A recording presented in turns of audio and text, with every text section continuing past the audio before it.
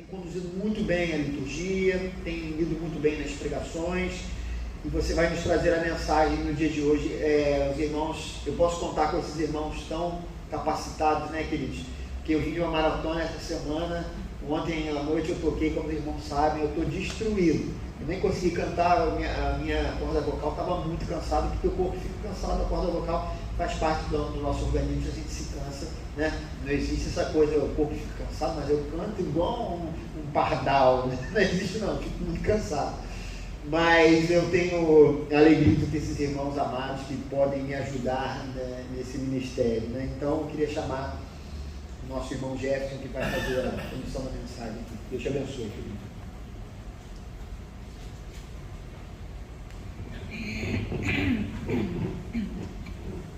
Bom dia, irmãos. Queria convidar você a abrir sua Bíblia em Jeremias, capítulo 2. Jeremias, capítulo 2, que faz parte da nossa leitura devocional dessa semana, né? Foi inclusive o texto de hoje. Jeremias 2, como de costume, a gente prega um dos textos que foi lido ao longo da semana. Jeremias 2, verso 9. A gente vai ler o verso 9 até o verso 13. Ok? Jeremias 2, verso 9 e verso 13. Vou ler aqui. Por isso eu ainda faço denúncias contra vocês, diz o Senhor, e farei denúncias contra os seus descendentes. Atravessem o mar até o litoral de Chipre e vejam, mandem observadores a Quedar e reparem de perto e vejam se alguma vez aconteceu algo assim. Alguma nação já trocou os seus deuses? E eles nem sequer são deuses, mas o meu povo trocou a sua glória por deuses inúteis. Espantem-se diante disso, ó céus, fiquem horrorizados e abismados, diz o Senhor. O meu povo cometeu 2 crimes. Eles me abandonaram a mim, a fonte de água viva, e cavaram as suas próprias cisternas rachadas, que não retêm água. Vamos orar? Senhor, obrigado porque o Senhor é bom. Obrigado porque o Senhor se apresenta para nós através da sua palavra e nos corrige através dela, e nos transforma através dela. Senhor, nos faz sempre buscar as verdadeiras águas, as águas vivas que vêm do Senhor, e jamais cavar cisternas inúteis, que são todas elas rotas. Por favor, meu Deus, em nome de Jesus. Amém. Muito bem, irmãos. Esse texto de Jeremias ele tem algumas características bem interessantes, que eu quero falar um pouquinho sobre o profeta Jeremias. Para desenvolver isso, né, a gente percebe que Jeremias, ele começa o seu livro se apresentando, dizendo para nós que é ele quem está escrevendo, essa palavra de profecia veio dele, e logo depois ele conta como ele foi chamado, de que maneira Jeremias foi chamado a ser profeta. Então ele nos conta que quando ele era criança ainda, ele estava lá no templo e o Senhor o chamou. E ele se surpreendeu e disse: mas eu sou muito pequeno, sou muito novo, não posso ser profeta. E ele diz: olha, você não é tão pequeno assim, porque eu te chamei desde o ventre materno. Eu te chamei desde muito antes de você mesmo se conhecer, Jeremias. Você já era chamado por mim. E então o Senhor chama Jeremias e diz: eu vou te enviar às nações e vou mandar você para que você diga a Israel tudo de errado que eles têm feito. De fato, Jeremias nasceu num período muito bom, ou pelo menos um período melhor na história de Judá, o país do qual ele fazia parte, né? Porque naquele momento Judá era governado por um bom rei, o rei Josias. Mas ao longo do tempo o rei Josias morreu ainda bem novo, aos 39 anos, e quando ele morre, quem assume o governo é um de seus filhos. Ele não dura muito tempo nesse cargo. Um filho, um neto vai assumir, também não vai durar muito tempo, e então um tio desse menino, né, no caso outro filho do rei Josias, assume. Esse dura mais tempo, mas todos os 3 foram péssimos reis, e motivo pelo qual Jeremias muito profetizou contra eles. E a gente percebe isso no próprio texto aqui, porque logo depois desse chamado profético a gente já começa a ler as profecias de Jeremias contra Jerusalém, dizendo para Jerusalém: olha, o que vocês fazem vai trazer consequências, destruirá vocês. Você pode ver isso em 2 profecias que ainda estão no capítulo 1. E então se inicia o capítulo 2, e Jeremias, um pouco antes desse texto que a gente leu, faz um retorno histórico, dizendo: olha só de onde a gente veio. Porque quando a gente estava no deserto, a gente era fiel. Não chegava a ser aquela fidelidade toda não. Os irmãos bem sabem, através da leitura bíblica, que o negócio ali era mais ou menos. De vez em quando eles caíam. Mas a ideia da fidelidade que Jeremias está falando é, pelo menos eles retornavam. Pelo menos eles davam meia volta e se consertavam. A questão para Jeremias é, parece que agora nós não estamos dispostos nem mesmo a dar meia volta. Parece que agora nós não estamos dispostos nem mesmo a nos consertar. Um escritor que eu sempre cito e gosto muito, o C.S. Lewis, ele costumava dizer, para quem está indo na direção errada, parar e dar meia volta já é ir para frente, já é consertar a situação. E a preocupação de Jeremias é essa. E dá para a gente entender um pouco. Talvez uma maneira de entender esse texto, eu gosto de pensar numa história, né? Não sei quantos já ouviram, uma anedotazinha de política que o pessoal conta, que é a seguinte: havia um certo homem, um político, que morreu. E ao morrer ele foi para o céu, e quando ele chegou no céu disseram para ele, olha, aqui funciona assim, é surpreendente, o político foi para o céu. E ele foi para o céu, e então alguém disse para ele, olha, você pode conhecer tudo aqui, tá? Porque tudo está aberto para você. Você pode conhecer todas essas coisas bonitas e escolher o lugar onde você quer ficar. Você vai olhar o céu e escolher o ponto do céu que você quer ficar. Então ele conheceu os prédios do céu, as florestas do céu, ele conheceu os mares do céu, foi à praia, e então ele decidiu ir ver as cavernas do céu também, viu todos os lugares do céu. E enquanto ele observava todos os lugares do céu, um dia ele já estava começando a ficar cansado. Era tão bom, mas tão bom que estava ficando ruim. Não estava mais se divertindo ali. E então ele viu uma escada. E ele começa a descer essa escada. E ele vai descendo. E em dado momento ele vê a placa do lugar para onde ele está indo. Está escrito inferno. Então ele pensa em dar meia volta. Mas nesse momento o diabo aparece e convida ele. Não, vem ver como é. E mostra para ele, o lugar é maravilhoso. Tem tudo que ele sentia falta na terra. Que lugar legal, que lugar divertido. E ele vai gostando tanto do inferno, que então o diabo diz, bom, se você quiser você pode pedir transferência. E ele corre lá para cima, pede transferência, assina todos os papéis e prontamente ele se vê dentro do inferno, mas agora ele está sendo torturado, está sendo maltratado. Então ele vira para o diabo e diz, mas o que aconteceu? Por que eu estou agora sofrendo? Antes estava tão bom. Aí o diabo diz, é porque antes nós estávamos em campanha, agora o Senhor já nos pertence. O que acontece aqui, e dessa história, é completamente falso. Ora essa, é certo que não existe a menor possibilidade de alguém ficar cansado do céu. Talvez pudesse ficar cansado das maravilhas. Talvez pudesse ficar cansado das ruas brilhantes. Talvez pudesse ficar cansado das praias belas e de todas as coisas bonitas que você possa imaginar que há no céu. Mas ninguém que tenha a oportunidade de estar diante do Senhor Jesus Cristo vai se cansar de estar diante dele.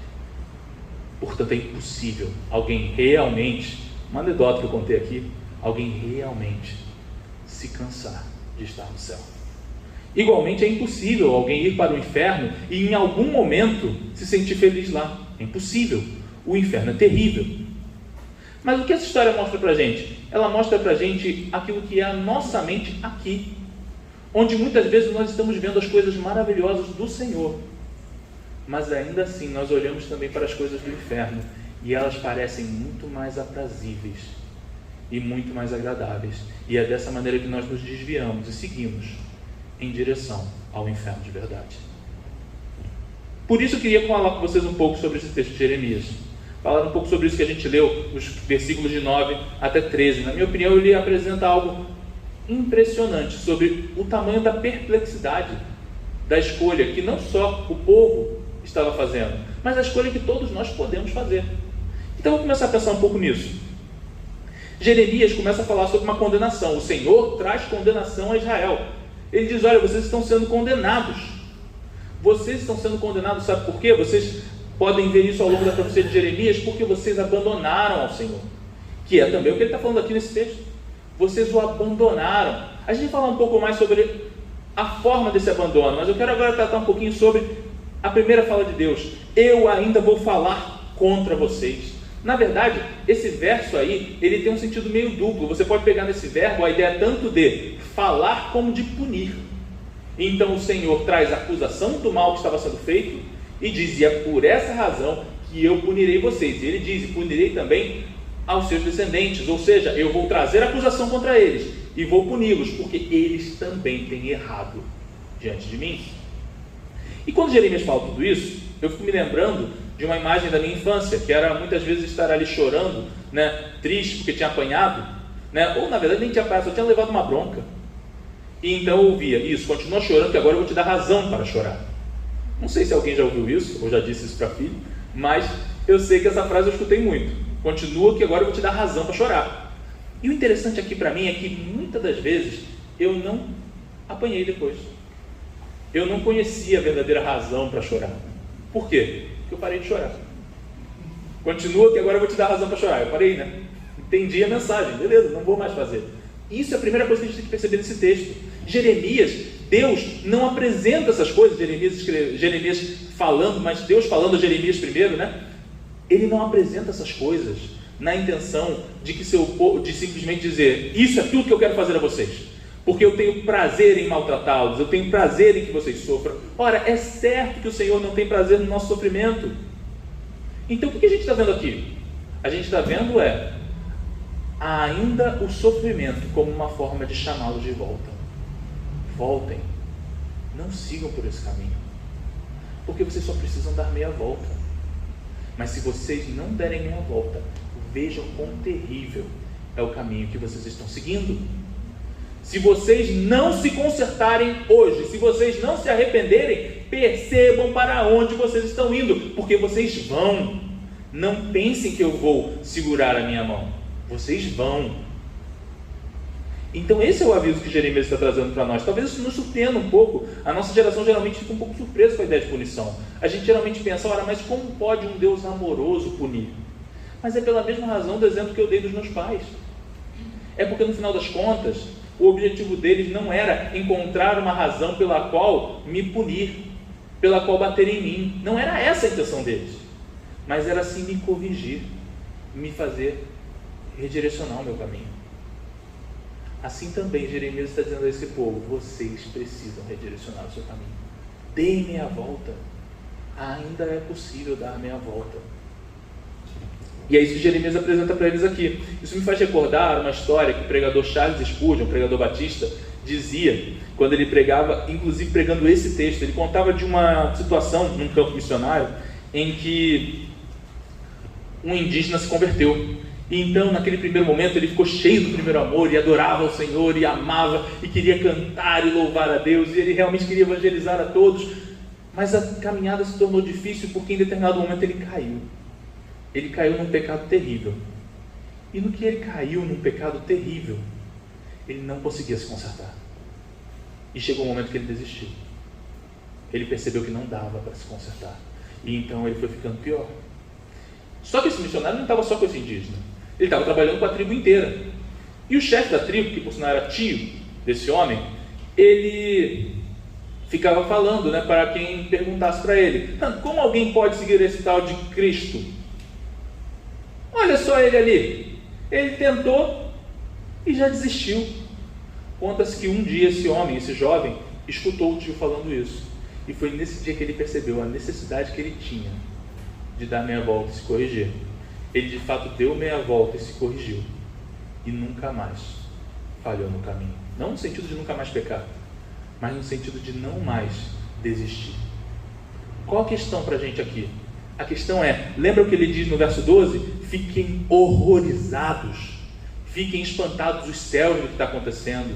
Aquele homem ficou espantado de perceber que ele não era só uma vergonha no sentido daquilo que tinha dado errado para ele, mas ele era terrível porque ele envergonhava o reino de Deus. Era terrível porque ele era pedra de tropeço para que outros em sua tribo também não conhecessem ao Senhor Jesus. E então aquele homem, tomado de profundo arrependimento, disse: basta! Deu meia volta e retornou ao Senhor. A questão, portanto, do profeta Jeremias, começando então, o que eu quero falar com vocês hoje, é que é necessário em algum momento perceber que o Senhor está nos chamando. Basta! Para! Meia volta, retorne, não siga mais em direção ao abismo. Não se enganem ao ler esse texto. Tudo que está sendo apresentado aqui é culpa do povo de Deus. Eles estão recebendo essas coisas pois pecaram, mas também não se engane em pensar que quando Deus pune, Ele tem algum prazer na punição dos seus santos, porque a intenção de Deus é que todos os seus santos sejam salvos. E ele, portanto, vai agir, inclusive com a punição, para que essa salvação venha. E é isso que a gente viu aqui. E isso agiu poderosamente na vida desse jovem. Bom, mas aí nós chegamos aos versos 10 e 11. E é bem interessante o que eles falam, porque eles falam sobre a pior troca possível. Ora essa, você já viu alguém ter uma brilhante ideia? Já sei, eu tenho um conhecido, um amigo, que ele estava uma vez, a gente estava lá estudando na universidade, e veio uma moça, como é muito comum, com alguns brigadeiros que ela queria vender, né? E ela tentava vender para conseguir dinheiro, só que aí ela apresenta o brigadeirinho dela, a gente olha assim, não, obrigado, eu não tinha dinheiro mesmo naquele dia, mas um amigo meu decidiu dizer, olha, eu até gostaria de comprar, mas eu não posso. Por quê? Porque você está vendendo a R$2 e eu só tenho uma nota de 20. E a moça então começou a puxar dinheiro, arranjar dinheiro na mochila, arranjou dinheiro para cá, arranjou dinheiro para o outro lado. Foi arranjando dinheiro assim aos pouquinhos, sabe? Um monte de nota de 2. E tanto juntou, conseguiu juntar R$18. Entregou para ele, entregou o brigadeiro. Passados alguns minutos, a gente já se aproximando das barcas, esse meu amigo fala: o quê? Ela não pegou a nota de R$20. Ela pagou R$18 para entregar o brigadeiro para ele. Claro, não era essa a intenção, mas foi o que aconteceu. O que a gente vê aqui? Vê uma troca que foi completamente inútil. Ela deu muito por nada. Ela trocou o que ela tinha por nada, não, por prejuízo. Isso é o que está sendo dito aqui pelo profeta, na verdade pelo Senhor, para o seu povo. Vocês trocaram tudo por nada. Porque as nações não abandonam os seus deuses. Eles não deixam os seus deuses. E sabe quem são os deuses deles? São mortos, são objetos de madeira, são coisas que não valem nada. Mas vocês têm a mim, e foi a mim que vocês trocaram. Vocês têm o Deus verdadeiro, e foi ao Deus verdadeiro que vocês trocaram. Percebe a loucura do que aconteceu ali? A loucura do que ele está dizendo? E talvez a gente olhe e pense, mas esse não é um problema meu, eu nunca faria uma coisa dessa, eu não sou tão tolo para fazer uma troca como essa. Ora, meus irmãos, todos nós fazemos isso sempre que nos entregamos aos ídolos do nosso coração. E aí eu quero te convidar a um exercício para pensar um pouco esse conceito do ídolo do coração. Uma das razões pelas quais a gente pode se entregar a determinados ídolos é um pecado que a gente geralmente não pensa muito nele. É o pecado da inveja. E por que a gente não pensa muito no pecado da inveja? Porque ele é um pecado que simplesmente acontece na cabeça, né? Quando ele chega às vias de fato, ele já é outro pecado. Se eu tenho inveja do objeto que pertence ao meu irmão e eu vou lá e tomo esse objeto dele, já se tornou um roubo. Então, o pecado da inveja ele acontece na cabeça. E por isso a gente não percebe a seriedade do que a inveja é. Na verdade, isso é tão sério que o Senhor apresenta esse pecado na lista dos 10 mandamentos. E não só apresenta, mas faz esse pecado, como eu costumo brincar, a prova de sonso. Porque a maioria dos pecados se resolve em não faça isso. Mas o pecado da cobiça está descrito assim nos 10 mandamentos. Êxodo 20, 17. Não cobiçarás a casa do teu próximo, não cobiçarás a mulher do teu próximo, nem os seus servos ou servas, nem o seu boi ou jumento, nem coisa alguma que lhe pertença. Ora essa, não poderia ter simplificado e dito, não cobice nada que pertence ao seu irmão? Por que ele lista? Porque para a gente é muito fácil inventar aquela coisinha que a gente diz assim, mas isso aqui não tem problema, né? Uma invejinha dessa ninguém se importa, né? Alguém vai dizer, uma inveja branca, o que já é um termo em si ruim, mas é exatamente para dizer isso, é ruim mesmo, é errado, porque não existe uma inveja branca, ou seja lá a cor que você quiser dar para ela, não existe. Inveja é inveja, a gente olha e cobiça, a gente queria ter o que a gente não tem, isso é errado. Isso que ele está apresentando aqui. E por que eu estou falando disso? Porque Israel olhou os ídolos das nações e quis. E nós também olhamos muitas vezes o que os ímpios têm e queremos. E aí eu quero mais uma vez fazer um exercício com você então. Já falei um pouco sobre inveja. Quero manter na ideia da inveja e falar um pouco dos programas de televisão que você assiste. Ou para aqueles que não estão ligados em televisão, os podcasts que você assiste. São provavelmente um assunto que te interessa, de uma coisa que você gosta. Pode ser sobre teologia, pode ser sobre música, pode ser sobre filme, pode ser sobre coisas de nerd, pode ser sobre academia, pode ser sobre o que você quiser. A gente assiste essas coisas. E geralmente vai o ímpio lá, vai o ímpio, vai gente crente também, vai ímpio. E no que ele está lá, eu assisto. E quantas vezes eu não ouço o ímpio falar das coisas que ele faz? E no meu coração eu penso, como eu queria fazer as mesmas coisas que ele faz. Como eu tenho inveja da boa vida desse ímpio, porque o ímpio faz o que eu não faço. Nós sentimos inveja do ímpio. E isso é o que o Jeremias está dizendo para a gente. Como a gente consegue sentir inveja do ímpio? Como nós podemos sentir inveja? Nós temos o Senhor Jesus. Mas eu não digo isso para que você se sinta mal, porque todos nós caímos nesse pecado, todos nós sentimos inveja. Isso é natural por causa da nossa condição. Mas a questão que nos interessa é, quando nós, na nossa inveja, alimentamos a nossa inveja, ou seja, nós continuamos buscando olhar aquilo que o ímpio tem, continuar desejando aquilo que o ímpio possui, será que aí não há um problema? Eu me recordo de como é comum alguns tentarem vender coisas na internet mostrando a sua riqueza. Vejam como eu consegui isso. Eu era pobre há 2 anos atrás, agora eu tenho isso daqui, eu tenho aquilo lá, eu tenho esse outro. E na prática, como que ele está vendendo as coisas para você? Ele está trabalhando com a sua inveja. Ele quer que você olhe para as coisas que ele tem e diga, eu também quero ter. E é ótimo que você queira ter essas coisas. Mas se o nosso desejo é simplesmente tê-las, porque assim a gente vai encontrar valor como o ímpio encontra valor nelas, então nós estamos perdidos. A gente precisa voltar à palavra de Deus e perceber que Ele nos chama a abandonar todas as marcas da nossa inveja. E como Ele nos chama a abandonar a nossa inveja? Ora, nós temos que parar então, quando a gente percebe aquilo no que nós temos inveja, como eu disse para você, eu sei que é aquilo que você vê na televisão, é aquilo que você vê no podcast, e eu não vou conseguir listar para você todos os assuntos de coisas que nos interessam, mas eu sei de uma coisa, você é capaz de perceber aquilo que você olha, e você sente desejo, um desejo como se aquela coisa fosse te dar valor, como se você só pudesse ser feliz quando você conseguir obter aquela coisa. E a mensagem é, não é assim que funciona. E nós precisamos encontrar o valor de cada uma dessas coisas em Cristo. Por exemplo, um pecado que é muito comum é que nós nos sentimos desejosos de determinadas coisas porque nós olhamos para elas, como eu disse antes, com um desejo de, se eu tivesse isso, eu seria feliz. E aí, o que é muito comum nisso é, por exemplo, as pessoas inteligentes. Nós olhamos pessoas inteligentes na internet e dizemos, eu queria poder falar assim, eu queria poder conseguir citar alguma coisa do jeito que ele cita, conseguir falar com o conhecimento que ele fala. E então nós nos esmeramos, nós estudamos, nós queremos saber muito. Mas qual é a nossa intenção em obter conhecimento? Mostrar para todo mundo que nós sabemos. Mas, e daí? E daí, quando nós olhamos a palavra de Deus, nós vamos descobrir que Jesus Cristo é a profundidade da riqueza, a sabedoria e o conhecimento de Deus. E quando a gente perceber isso, nós perceberemos que todo o conhecimento do que Ele é infinito. E, portanto, nós podemos nos alegrar nele, em conhecer a Ele. E conhecendo-o, sermos ricos de conhecimento dele.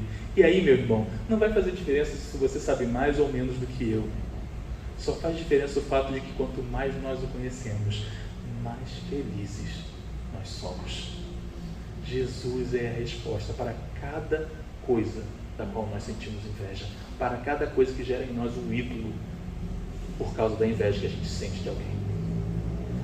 Mas eu queria continuar e falar um pouco sobre as águas vivas, que estão nos versos 11 e 12.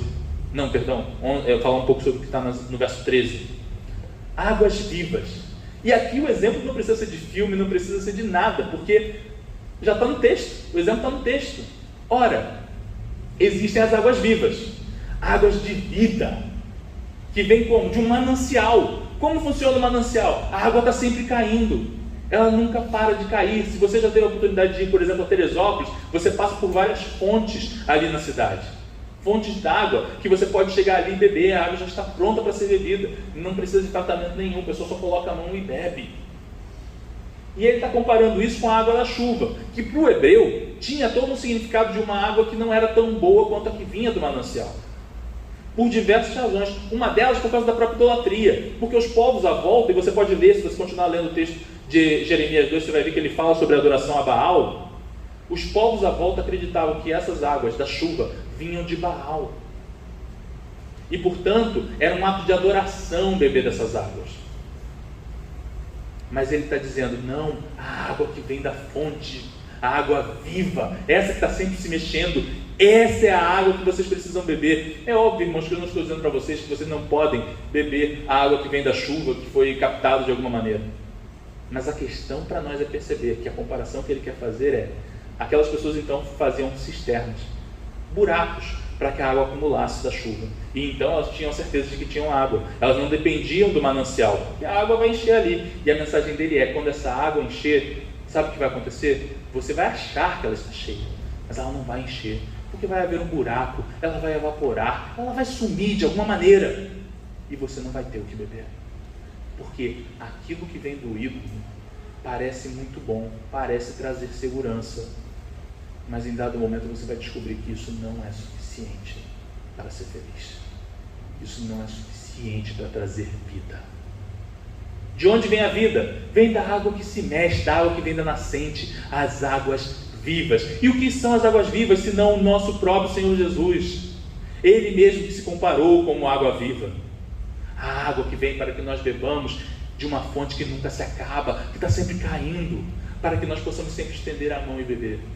Mas como foi dito pelo texto, nós ainda assim cavamos as nossas cisternas. Cavamos, e cavamos, e cavamos, na intenção de, com aquilo que foi cavado, ter a segurança de ter as nossas águas. Eu não sei em que você tem depositado a sua segurança. Eu não sei o que você tem olhado e tem invejado nos outros.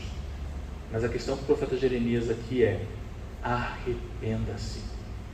E é assim que o Senhor Jesus nos trata. Não pense você que estas palavras são palavras de condenação. Não, porque elas ainda são palavras que chamam a retornar. Volte ao Senhor Jesus. Volte hoje. Conserte aquilo que você tem visto que tem estado errado na sua vida. Olhe e diga, não, basta, não quero mais, eu quero dar meia volta. Porque quando nós damos meia volta, Ele não vai reter as suas águas vivas para que nós bebamos. O ídolo, até quando ele quer, ele não é capaz de dar água. A água, por alguma razão, evaporou. Por alguma razão, ela seguiu pelo ralo. Não tem mais água. Mas o Senhor, para todo aquele que se arrepende, basta estender a mão e águas vivas vão preencher. É isso que nós vemos aqui. Queria concluir relembrando aquela história famosa da mulher no poço, ou a mulher samaritana. Jesus vai até ela e diz, dá-me água para beber. E assim ele começa uma conversa com ela. E aquela mulher se surpreende, porque ao longo da conversa Jesus conta para ela que ele sim é a água viva. E que se ela bebesse dele, jamais teria sede novamente. Mas há um problema. Porque essa mulher está em pecado, tem cometido pecado. Ela mesma admite que o homem com quem ela está não é marido dela.